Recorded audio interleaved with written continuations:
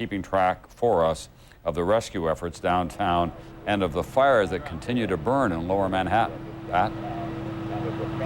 Tom, we are getting to the point of, I guess, what is best described as an unofficial shift change. We have seen for about the past half hour a number of New York City firefighters principally leaving here, leaving the scene, moving out, along with their vehicles. In many cases, those vehicles in total disarray, seriously damaged. We were able to grab one of them to speak to us. This is firefighter Anthony Pasquarelli. Am I getting that right, from Engine 204? Yes. Can you tell us, first of all, when you got here? Approximately 12 o'clock. And like you said, there's no words to describe what happened. There's numerous companies that are still in there. And, you know. Now, have you heard the reports? We have heard a report from the New York City Firefighters Union that perhaps as many as half of the original firefighters who responded, perhaps as many as 10 or 11 companies, perhaps 200 men, have been lost.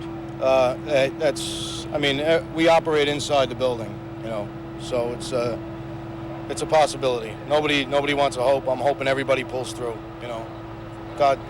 Hopefully God's with us, so. Is that word making its way through amongst the rescue workers through the afternoon? No, nobody's going to say anything until they have a definite answer. Like I said, everybody hopes that everyone pulls through.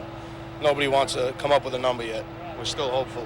Tell me what is going on in there over the last 2 or 3 hours. Are you still fighting fires in there? Yes, there's numerous high-rises that are still on fire that we're trying to battle, and we can't get close to it because of the rubble piled up as much as 100 feet. So it's just a tremendous effort with all the agencies of the city.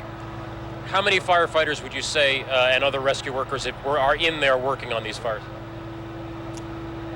Like I said, it's hard to say. This is probably 3/4 of the city here. Mm-hmm. You know, they were pulling people off vacation, whoever wasn't working. So the fire's still burning in there. Have you heard of any buildings that may still be in danger? No, none at this time. The last one, I believe, was 7 World Trade over here, and nothing at this time, though. Yeah.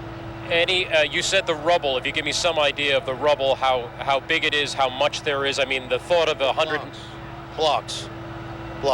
It's a 40-story building, and both World Trade Centers and all the little buildings that were surrounding. It's just blocks of rubble.